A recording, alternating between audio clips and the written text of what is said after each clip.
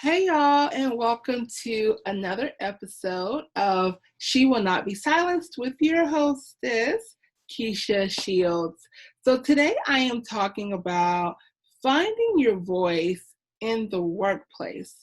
Now, for those of you all listening to this episode, you are either working or have worked at some point in your professional life.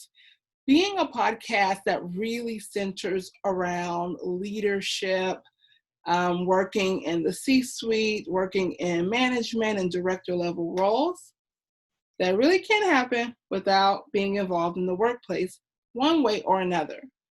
There are a lot of things that keep us from speaking up in the workplace.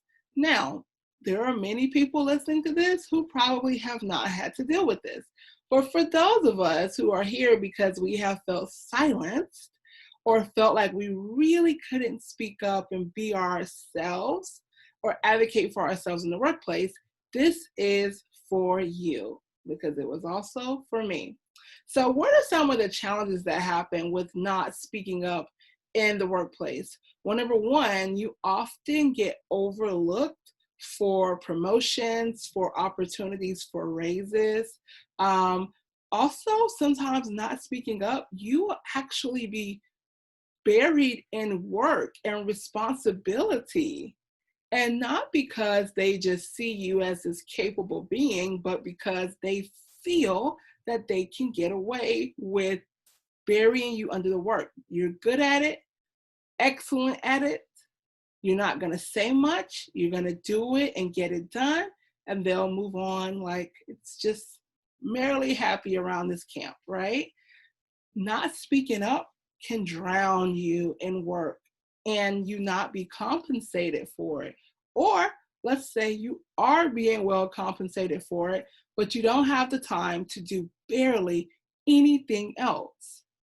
The type of task or projects that you're really yearning to get your hands in, you can't get to, you can't make space for. And sometimes someone else will end up taking over those because you've been inundated with some of the minutia or some of the other tasks that really should have been better served to someone else in a different role. So not speaking up can cause that to happen to you. Another thing that happens sometimes when we haven't found our voices at work is that you get overlooked, and not just for promotions and raises and opportunities, right? But sometimes you get overlooked as a valuable voice to help bring solutions for the problems.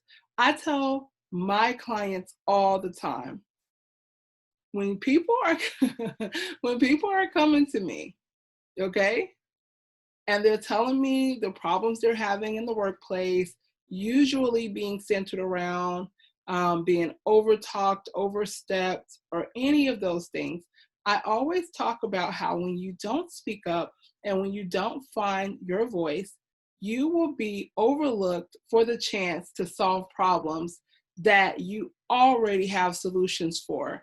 I talk about this so many times.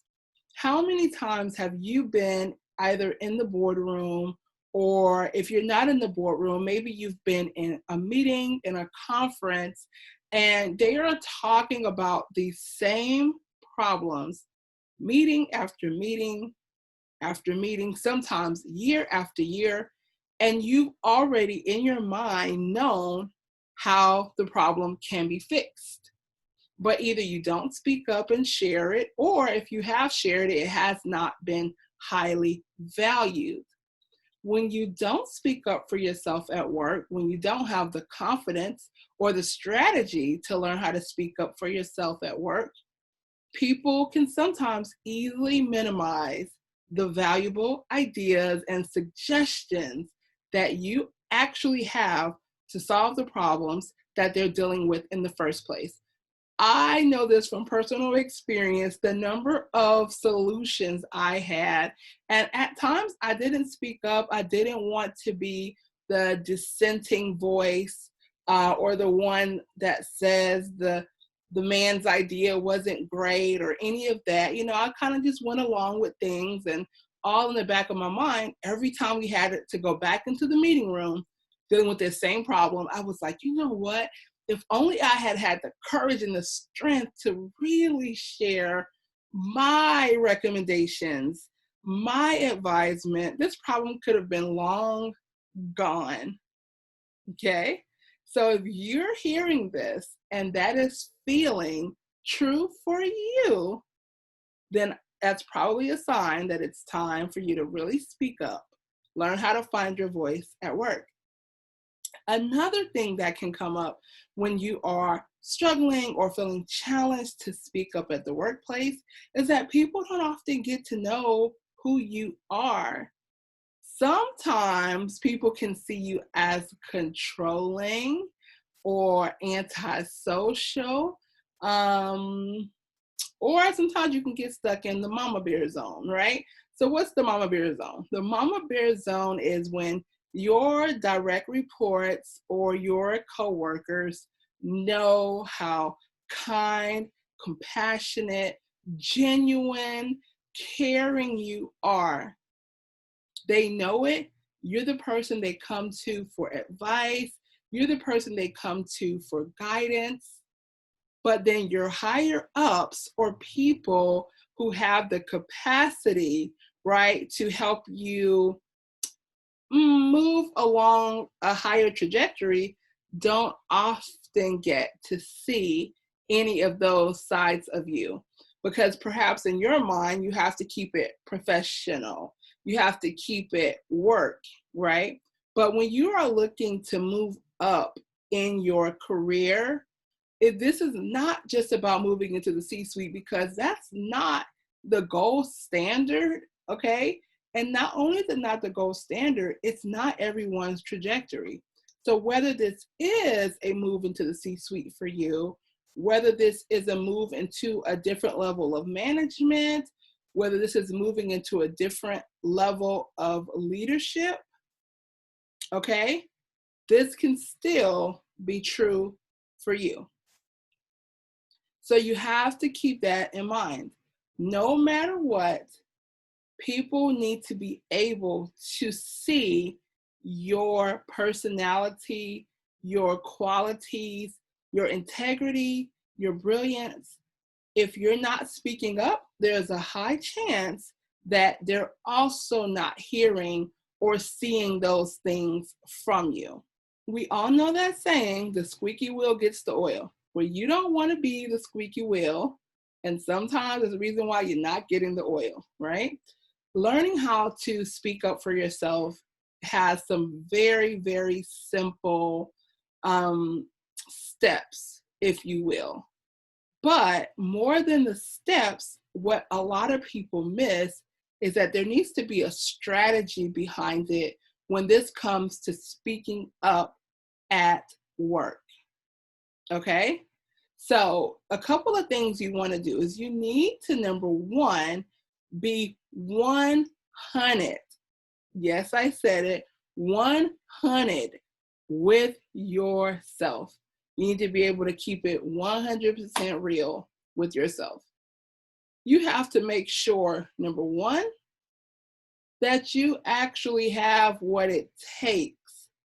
And I'm not talking just about skill set. I'm talking about sometimes you got to have that thick, tough skin to navigate higher levels of leadership at work.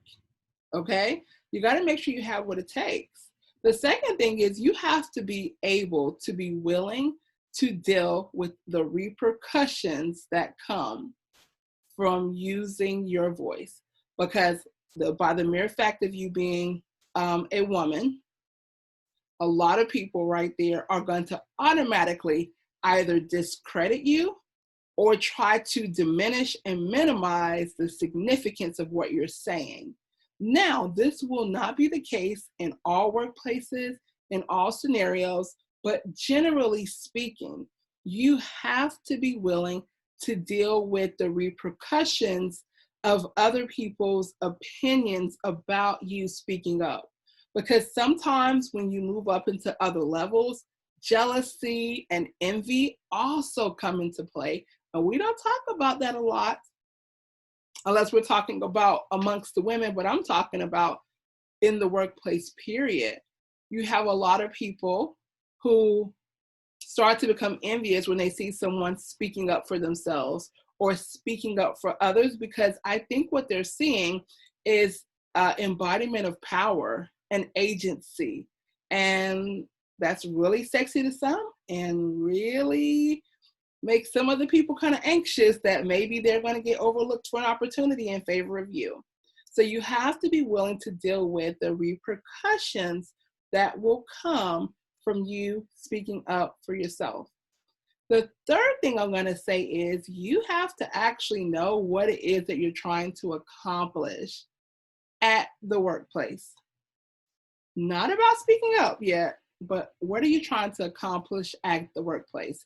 Is this just another temporary stop on your quest to really find connection for yourself and purpose and find the right role for you?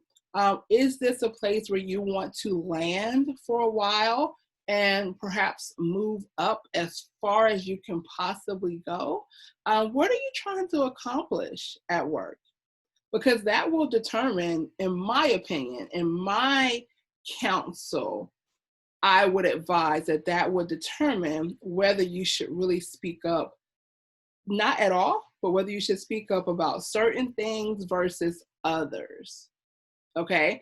Because sometimes you can lessen a headache by not getting too overly involved in a system that is not going to be one that you're interested in staying in. So sometimes you do have to think, okay, what am I actually wanting out of my time here? And make your moves about what you speak up about and in what ways based on that. Okay? So know what it is that you're trying to accomplish at the place you're at.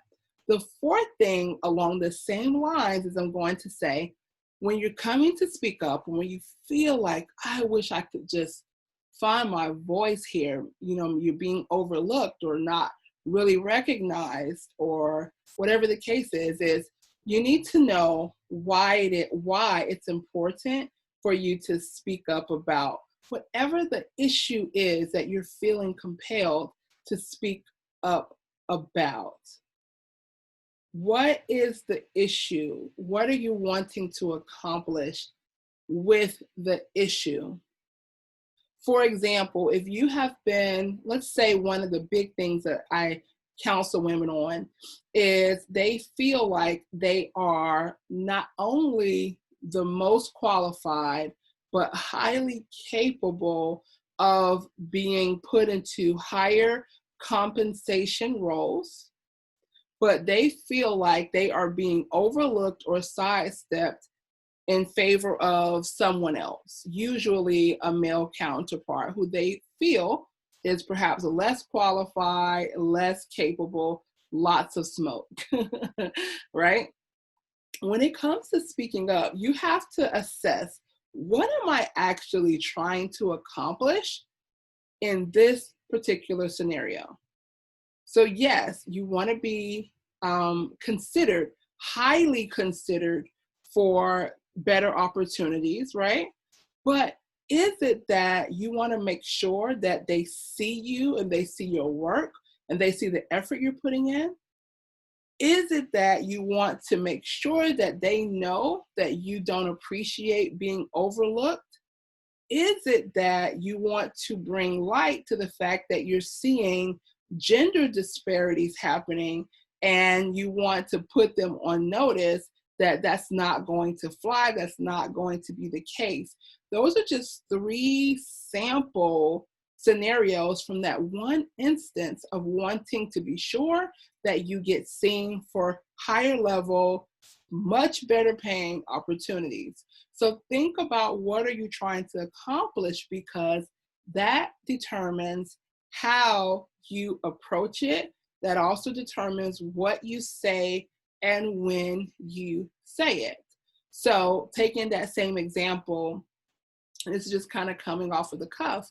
If the issue is that you want to put them on notice that, I'm noticing that these men are being unfavorably promoted or given great opportunities, and I'm kind of getting the scraps that are left, you might approach that, depending on the relationship you have, in a direct way, right? Just saying it, maybe you go to HR, maybe you go, I see, this is a weird dynamic for me because I haven't had an HR middle person. So that's been a place for me that I'm not really sure where you would go, depending on where you are. But maybe you go to your direct manager or superior, and you address it. Maybe you find out what the qualifications are. If you want to be not as direct, let's start with that. Maybe you find out the qualifications. Maybe you inquire about, how can you get some of those great, challenging assignments that you're seeing such and such get, because you'd love, to be able to get your hands in that. Maybe you take a more subtle approach like that, if that is what's resonant for you, or maybe you take the more direct approach. I've been seeing that James has been getting all these great assignments, and I'm looking to really stay in this company and grow. And in order to do that, I'm going to need to be able to get these challenging, complex assignments so that I can get my hands in them and show you all solutions that you may not even be aware exist. That's one other way that you could approach, depending on that particular angle of what you're trying to accomplish, right? So how you say what you say matters greatly depending on who you're talking to and what you're trying to get out of speaking up for yourself.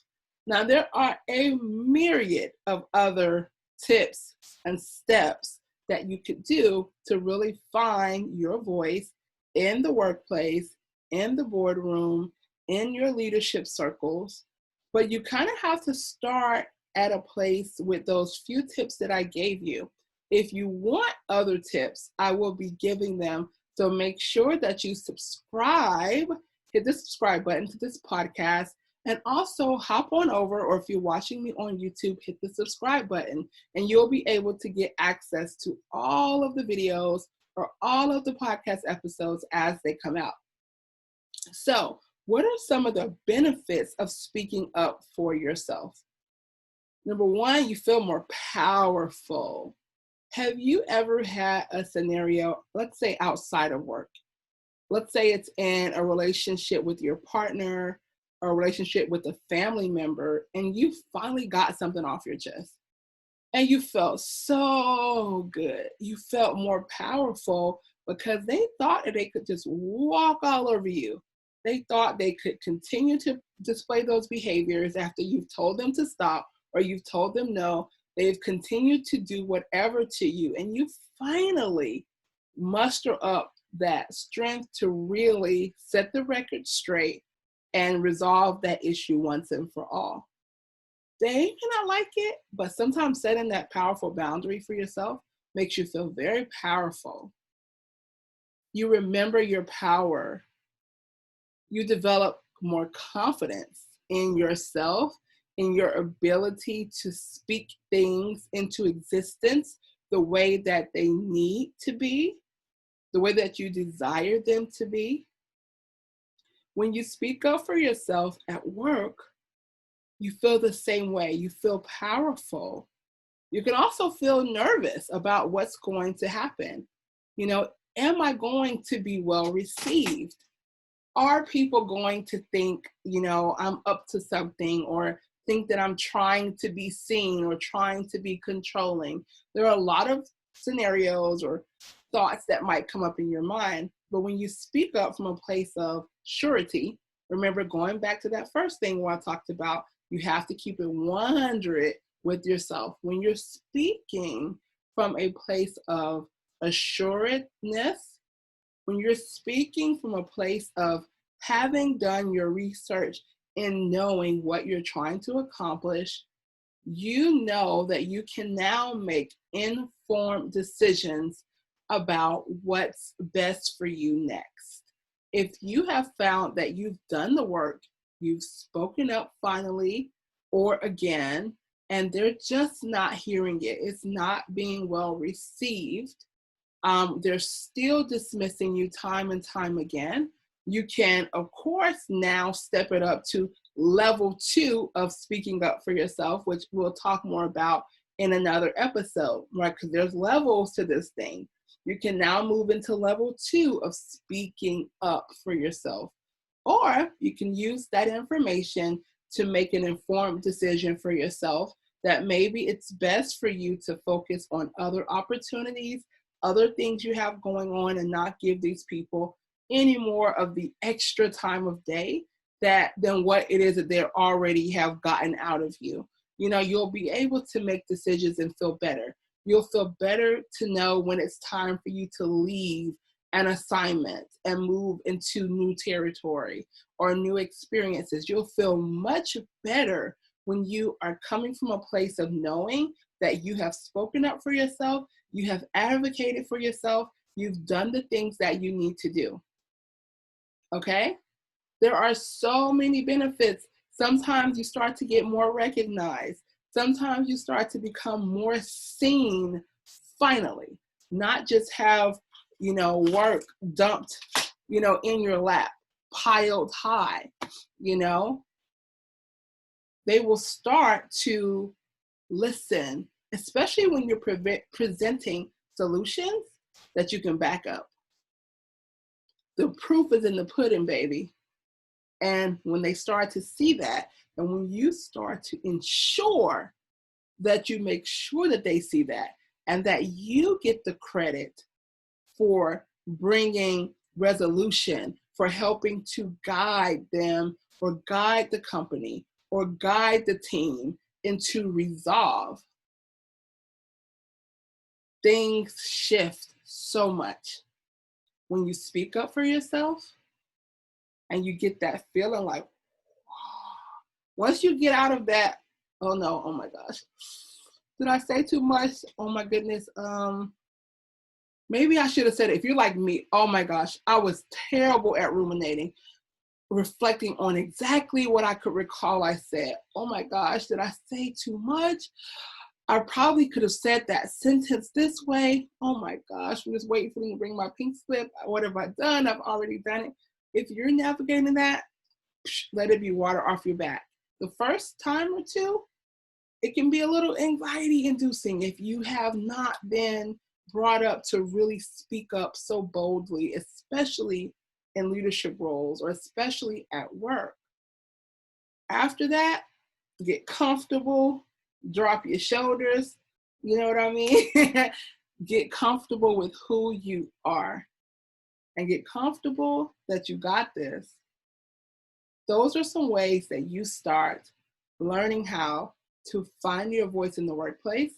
And I don't like to say learning how, meaning you don't know, but learning how to actually do it or relearning how to do it again and to do it powerfully and in a way that's in alignment, in a way that you keep your integrity, and the way that you continue to get paid better, better opportunities, better clients, better work, more impact, more influence. So, speak up for yourself. And if you want to know about some of the stereotypes and stigmas that impact the money of women, especially Black women in the workplace, go ahead and check out the resources, and there will be a link to the Atlanta Voice article that I wrote about how stereotypes and stigmas impact Black women's money, because there are some tips in there about the importance of speaking up for yourself and finding your voice. And so it's so relevant to the conversation that we are just having. Thank you so much. So let me know what you think. Does any of this resonate with you? Have you been struggling at some point to learn how to speak up so that you can move into like higher level positions? Here, I don't necessarily believe that you have to go step by step by step. I didn't. I started at one position, went up to like a middle ground, and then Like there wasn't all those numbered steps. I don't believe that you have to go in steps, but in order for that to not be the case, you're going to have to be able to use that brilliant voice of yours to advocate for yourself, to advocate for your needs, and to speak up. Alrighty, I will catch you in the next episode. Send us an email, support@KeishaShields.com, or comment here on the video. Let us know what you think and also what you'd like to see more of. All right, until next time, ta-ta.